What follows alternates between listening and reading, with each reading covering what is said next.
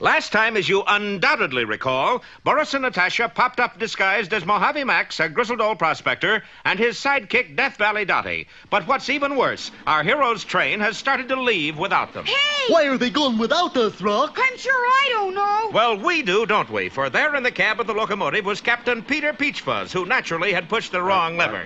The brake, Chauncey. Where's the brake? Is this it?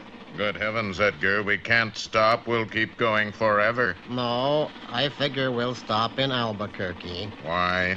There's a big stone wall at the end of the tracks. Meanwhile, Rocky and Bullwinkle were still chasing desperately after the last car. Wait up! You can't go without me. I got a ticket. Unfortunately, Bullwinkle's ticket suddenly unfolded, and of course he tripped over it. Oop! Well, there it goes. You go on and fly after it, Rock. You can still catch it. And leave my pal stranded here? Never. Gee, you're a real pal-type pal, Rock. Look at that, Natasha. Sometimes I wish I had a friend. Why? So I could double-cross him. You would double-cross, friend. I got to. My enemies don't trust me. Now I wonder how we get from here to Mount Flatten, Bullwinkle. We got a map, you know. Hey, that's right. Let's unfold it and take a look. Right. You hold this side and I'll hold this side. And I'll hold this side. Hey, Mr. Mojave Max, this is supposed to be a secret map. That's okay. I couldn't remember what was on map if I tried. I got terrible memory. Gee, that's too bad. How long have you had it? And what? A terrible memory. There, you see what I mean? Well, maybe it's okay. Now, which way is Mount Flatten? The boys and Boris searched the map carefully, but Mount Flatten seemed to be a very elusive peak. Gee, this map is pretty useless. Maybe you can't get there from here. Nonsense, Bullwinkle. Let's just pick a direction and start looking. Right. How do we pick it? Let's just toss a pebble into the air and see which way it falls. How about this one, little fellow? Too small. How about this one? Too big. Hey, Bullwinkle, look at that rock. Yeah, it's a full-grown one, ain't it? No, there on the side. Sure enough, Bullwinkle seemed to have accidentally discovered a primitive road marker. To Mount Flatten. Come on, Bullwinkle. At last we're going to find your lost mine. You saw it, kiddo. Let's go. You coming too, Mr. Mojave Max? We better let him, Bullwinkle. We don't know anything about mining. That's right. Maybe he'll help us. And our boys started, little realizing that Boris is more likely to help himself to their mine. Say, your partner's got quite a load there. Don't you have a mule? No. But I thought all grizzled old prospectors had a mule. We got a low-budget show. Oh, well, let me give you help there, Death Valley Dottie. Mighty kind of you, partner, darling. Hey, there's another direction marker. We're going the right way, all right. And there's another one right up there. Oh, boy, we're getting closer, Natasha. But as they drew near the last marker, the boys made a horrifying discovery. Bullwinkle, the arrow's pointing back the way we came. You mean we missed it? We must have. But looky, there's no mountain anywheres around here. Well, whoever said Mount Flatten was a lost mountain apparently wasn't kidding. What will our heroes do now? Well, if you think of anything, let us know, won't you? And be sure to be with us next time for The Missing Mountain or Peekaboo Peak.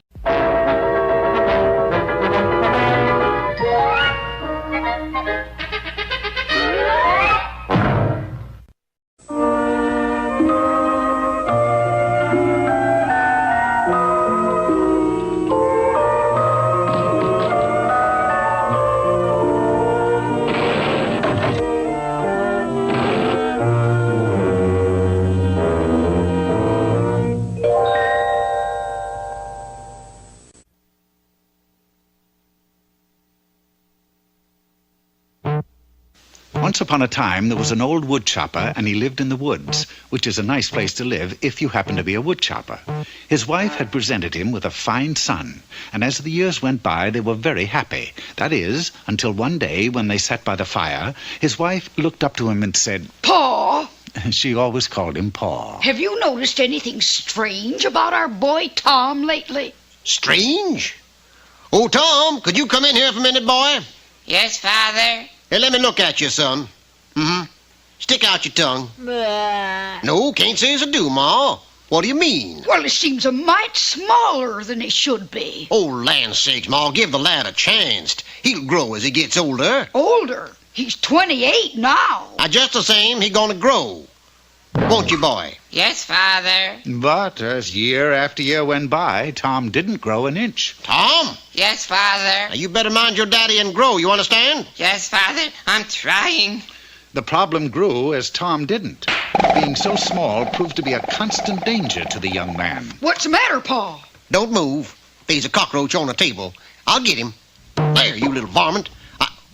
Ooh, sorry about that, Tom. Does it hurt? Only when I laugh, Father. Ooh.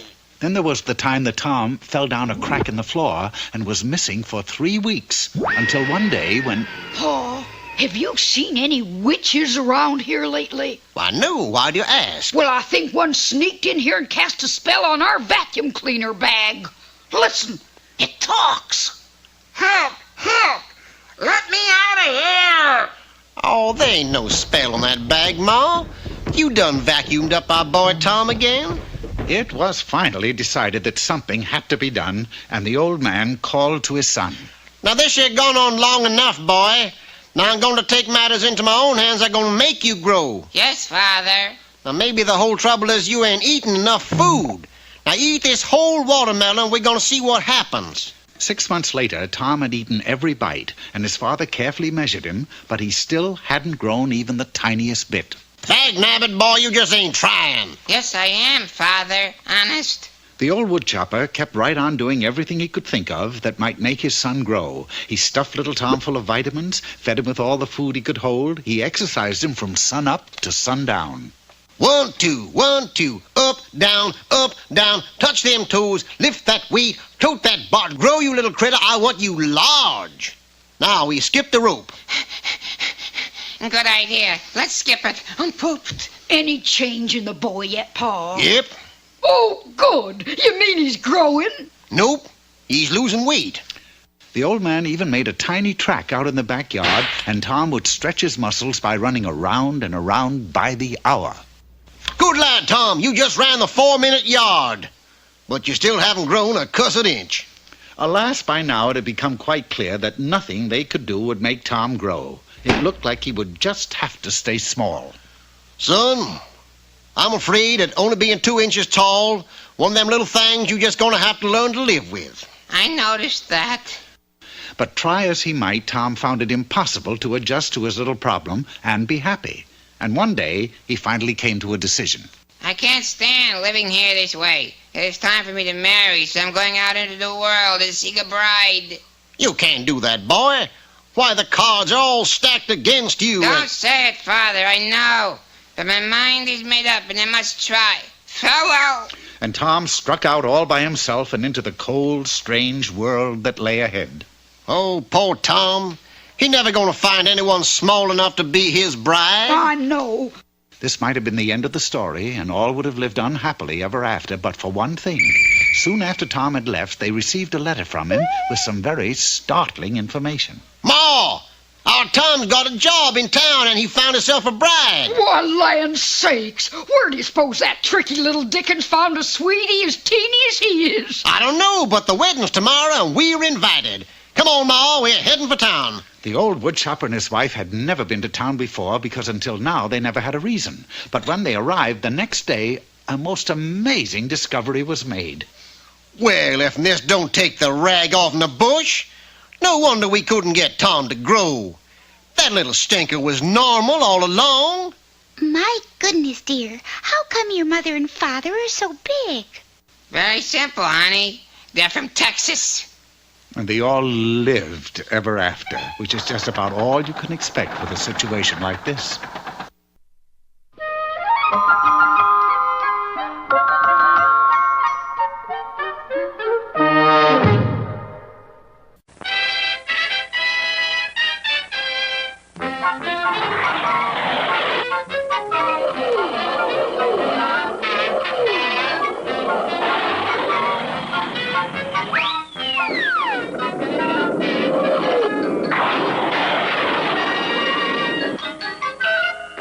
Well, our heroes are slowly closing in on the Lost Mountain and Bullwinkle's Upsidaisium mine. They found some primitive markers in the desert pointing the way to Mount Flatten. But to their dismay, the last marker pointed back the way they had come. Anything I can't stand is a signpost that talks back to itself. But this means we must have passed Mount Flatten. Past it? Look back the way we came. No mountain there. Yeah, it's pretty flat, all right. You don't suppose somebody buried it accidental-like? Not a whole mountain. Now let's think. Boris, darling, what do you suppose happened to mountains? Simple, Natasha. Somebody stole it. Boris, who would ever steal an enormous mountain? I would. Bullwinkle, I think I got it. I'm all ears, Rock. Except in front where I mostly nose. If Mount Flatten isn't back there, And it isn't. and it isn't ahead there, And it isn't. and it isn't down there, Obviously, darling. ergo, it must be up there. Oh, for gunny sacks. Yes, incredible though it seemed, there, hovering miles over their heads, was an enormous, regulation-size, official mountain peak. So that's Mount Flatten. No wonder it's not on the map. But how come it's up in the air? Well, that's easy, Bullwinkle. Upsidaisium. And a coochie-coochie to you, too. But why? I mean, Mount Flatten is full of that anti-gravity metal, Upsidaisium. You hear, Boris? You said it, Natasha. Upsidaisium. This time we hit jackpot. What next, darling? What else? Get rid of moose and squirrel. No, the only thing to worry about is how to get up there. I'll handle that, Rock. Getting us up there? No, worrying about it. Well, you give me a start and I'll try flying up, Bullwinkle. Right. Let's go. Ellie! Oop! And Bullwinkle launched Rocky high into the air. Up he went, nearer and nearer to the bottom of Mount Flatten. Then as his momentum slackened, he flew slower and slower. Golly, I'm gonna stall out. And stall he did, just inches from his goal. Well, next time ought to do it, Bullwinkle. Oh, he did it. Next time he might, we must stop him. How, darling? Observe, Natasha. A villain's best friend, old abandoned mine shaft. Is deep, darling. Listen. And Boris picked up a pebble and dropped it into the shaft. 3 minutes later, the pebble still hadn't hit bottom. Oh, that should be deep enough. But how you'll get them in? Easy, I changed sign. And quickly, Boris replaced the danger sign on the shaft with one which said elevator up only. Then the two villains retired to see if their plan would work. Boris, what kind of idiot would try to go up an elevator shaft that goes only down? That kind of idiot. Hey, Rocky, our problem is solved. Here's the elevator that... Bullwinkle, don't do it! Don't do what? That. Rocky! Never fear, Bullwinkle. I'm coming. And the fearless squirrel zoomed down the shaft after his friend. Instantly, Boris leaped from his hiding place and boarded up the entrance to the mine shaft. Oh, Boris, you are one smart fiend. Only one thing, darling. How we're going to get up to mountain. Easy. Moose throws squirrel up, squirrel throws rope down. Then I got to save them. And Boris flew to the mine shaft just an instant too late. What was that, darling? Only one thing makes noise like that. What? Moose on the rocks. Is Boris Betanov right again? We'll see next time in Go Down Mooses or The Fall Guy. Once again, here's Bullwinkle's Corner. Hello. Today's poem is The Village Blacksmith by Longfellow. Under a spreading chestnut tree, the village smithy stands. The muscles of his mighty arms are strong as rubber bands. Iron bands. Looky. Rubber bands. Anyway, I want some shoes for my horse. Certainly. Something in an Oxford? Oxford? How about some tennis shoes? Fine for badminton. My horse doesn't play badminton. How dull. Well, how about this dress horseshoe with matching spats? Just a plain horseshoe, Mr. Smith. Well, if you insist. Where'd it go? Oh! Under a spreading chestnut tree, the village Jonesy stands. You mean Smithy. I mean Jonesy. I just sold the place.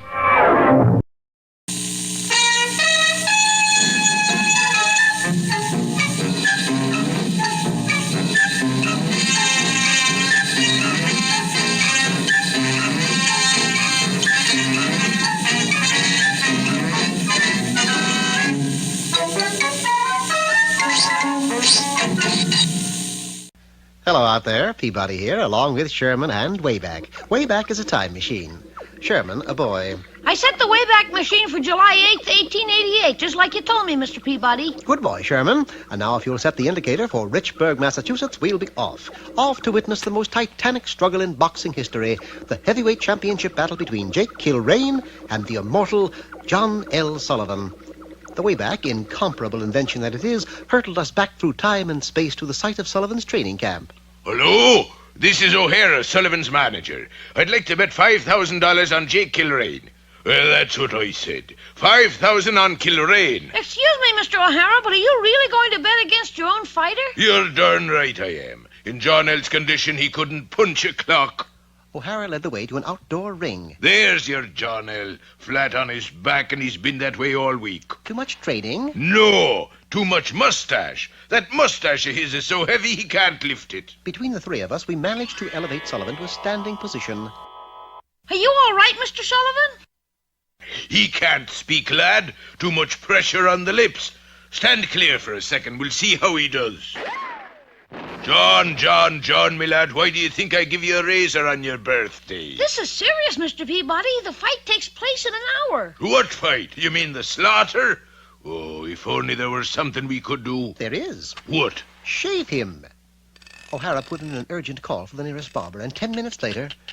There, how's that look? Not his hair. The mustache. Cut his mustache. And after another 10 minutes... It's of no use, mister. This man's a mustache won't cut. I'm a rule of 5 a pair of scissors, 4 combs, and a half a pair of tweezers. Well, I'd best be calling up Kilrain's manager and telling him the fight's off. Don't do that, Mr. O'Hara. Mr. Peabody will think of something. And, of course, I did. And in this corner, wearing black leotards and pink balloons, John L. Sullivan. That sure was a great idea, Mr. Peabody. Those balloons are keeping the mustache up. Now remember, Kilrain, keep away from that left balloon. I don't like it. I ain't never fought no balloons before. Don't worry about it. What comes up must come down. Yeah, what's that supposed to mean? I don't know. It just sounded like the right thing to say. The fight was on. Round 1 found the two antagonists more or less sizing each other up. Sullivan could hardly raise a hand due to his inactivity of the past week, and thanks to my talents with a brush, Kilrain was confused by 3 mustachioed opponents. How'd you get the black eye, Kilrain? I didn't see him hit you. He didn't. That left balloon did. Well, never you mind. Patience is a virtue. I like what comes up must come down better. For 30 grueling rounds, the battle raged. At that point, John L. Sullivan was slightly ahead. You fool. The judges took that round away from you. But why? I never hit them below the belt. No, but you hit them below the balloon. Now keep those punches on. Kilrain did just that. Unfortunately, by round 75, no matter how high he aimed, he couldn't score. It seemed that Sullivan's balloons had inflated slightly, making him immune to a ground attack. Come down and fight, Sullivan! Golly, Mr. Peabody, if John L. can keep away from Kilrain, he'll win a decision. But fate proved otherwise, for John L.'s lofty position placed him directly under the powerful lights that gave off a staggering degree of heat. He's down! Sullivan's down! 2, 3, 4, 5. Get up, John L. Get up! It's his mustache, Mr. Peabody. He'll never make it. Nothing in this world'll make him rise. It was then I noticed a gentleman in the first row digesting a huge platter of corned beef and cabbage, and if John L. Sullivan were any sort of Irishman, he'd rise for this. Would you mind if I borrowed this for a moment? Thank you. Well, of course, the rest is history. John L. took one slight inhalation of corned beef and cabbage and turned into a raging tiger. Sullivan was the new champion. What a fighter he was, Mr. Peabody. Probably the most famous of all time. True, Sherman, but his manager was equally famous. Mr. O'Hara? Oh, yes, he joined the Marines and became the most talked-about celebrity of our time. I never heard of him, Mr. Peabody. Really, Sherman? You never heard of Marine O'Hara?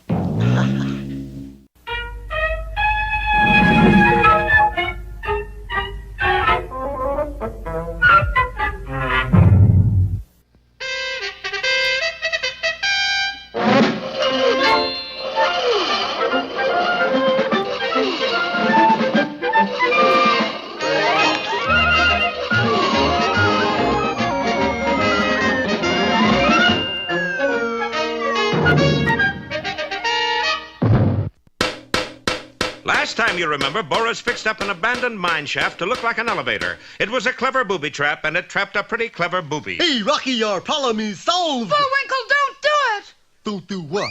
Yes, Bullwinkle plummeted down the mine shaft, and Rocky followed in a desperate effort to save him. Then Boris quickly boarded up the shaft. 2 boobies with 1 trap. That's real economy, Natasha. But now how do we get up to Mount Flatten? Too late, Boris realized that with Rocky gone, he had lost his means of reaching the mysterious floating mountain. Quickly, he dashed to the mine shaft, but seemed to be just a little late. Oh, boy, I bet that hurt. But what Boris had heard was merely the sound of boulders loosened by Bullwinkle's fall, for the moose was still dropping through space with Rocky close behind. There's only one thing to do, Bullwinkle. Yeah, and I'm doing it. What's that? I'm falling. No, I have a plan. And Rocky zoomed downward in the darkness ahead of Bullwinkle. Reaching the bottom of the shaft, he judged the speed of Bullwinkle's fall, and at precisely the right moment leaped upward with all of his might and met the moose's huge bulk in midair. Stunned and shaken, but still sound of wind and limb, Bullwinkle easily dropped the short distance to the bottom of the shaft. That was a great idea, Rocky. Rocky, where are you? Alas, no voice answered, and at the bottom of the shaft, a silent form lay sprawled on the stones. Rocky, buddy, speak to me. Don't tease old Bullwinkle. Say something. Something. Well, that's something. Meanwhile, Boris and Natasha were peering down into the darkness from the top of the shaft. What we do now? What else? We play taps. But I don't have bugle. Fake it, fake it. Dum-de-dum, dum-de-dee. Dum-de-dum, dum-de-dum, dum-de-dee. Hey, stop that singing and dancing up there. Boris, listen. Get us out of here. Who do you suppose that is? Well, it's not Ghost of Christmas Past. Quick, Natasha, the rope. Here, darling. Not that rope, the rescue rope. And a few moments later, our friends were pulled safely out of the abandoned mine shaft. Boy, somebody sure played a dirty trick on us putting that sign up. You just didn't read the fine print. What fine print? Here, use my magnifying glass. What is it, Rock? It says out of order. Well, I guess it was really my own fault then, Now let's get up to Mount Flatten, shall we? A good idea. Ready, Bullwinkle? I guess so. Hurry! Oop! And once again, Rocky flashed upward toward the bottom of Mount Flatten, miles above, while Bullwinkle and the 2 villains waited anxiously below. I can't watch, Natasha. You nervous, darling? No, sun is in my eyes. Higher and higher the flying squirrel went, and this time... Yes? Yes? Yes. He made it! Hooray! In no time at all, Rocky had lowered a long, long rope, and Boris, Natasha, and Bullwinkle began their climb upward. A couple of hours later, the 2 villains reached the top. So this is Mount Flatten. I wouldn't have known the old place. You've never been here before, darling. That's why I wouldn't have known it. Now I wonder which way to Bullwinkle's mine. You know, I've been thinking, Natasha. All right. Who gets double-crossed? Moose owns Upsidaisium mine. We need moose. Right. But now we're up here. Who needs squirrel? Moose needs squirrel. He don't count. And Boris blithely began to push a huge boulder from its resting place on a ledge just above our unsuspecting hero. Well, this business is full of headaches. Be with us next time for Rocky and the Rock, or Braver and Bolder.